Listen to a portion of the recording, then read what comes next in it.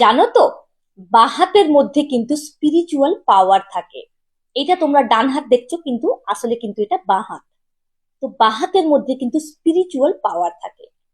এই হ্যান্ড মানে এই হাতটা ইউজ করে তোমরা কিন্তু কোনো খারাপ জিনিস থেকে নিজেদেরকে বাঁচাতে পারো, আবার কোনো ভালো কিছু অ্যাচিভও করতে পারো।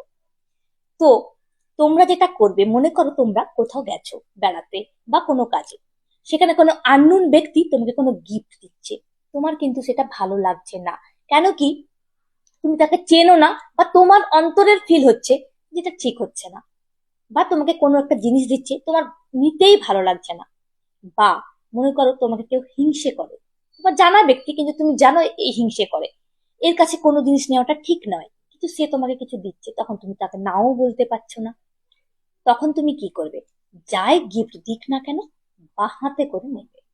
যখনই বাঁ হাতে করে নেবে, তার এনার্জি কিন্তু কাট হয়ে গেল, তাতে তোমার কোনো ক্ষতি কিন্তু হবে না। দ্বিতীয় যে কথাটা বলবো, মনে করো তুমি কোনো প্রেজেন্টেশন দিচ্ছ, অফিসের কাজে হোক বিজনেসের কাজে হোক, তখন অবশ্যই বেশিরভাগ কিন্তু বাঁ হাতটাকেই কাজে লাগাবে। এতে তোমার কনফিডেন্ট লেভেল হাই হবে, যে কোনো কাজে তোমরা সাকসেসফুল হবে। আর তোমাদের ইনটিউশন, মনের কথা কিন্তু শুনবে। মন কিন্তু আমাদেরকে কিন্তু সঠিক রাস্তা দেখায়। তো মনের কথা শুনে কাজটা করার চেষ্টা করবে। আর যত বাঁ হাত ইউজ করবে, তত কনফিডেন্ট লেভেল হাই হবে, যে কোনো কাজে কিন্তু তোমরা সাকসেস পাবে।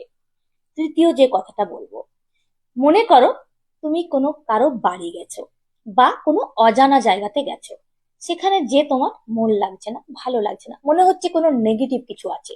হতেই পারে, আমাদের মন কিন্তু বলে দেয়। যদি কোনো জায়গায় দেখবে খারাপ লাগে, সেখানে জানবে যে সেখানে কোনো নেগেটিভ এনার্জি বা খারাপ কিছু আছে, যার কারণে আমাদের ভালো লাগছে না।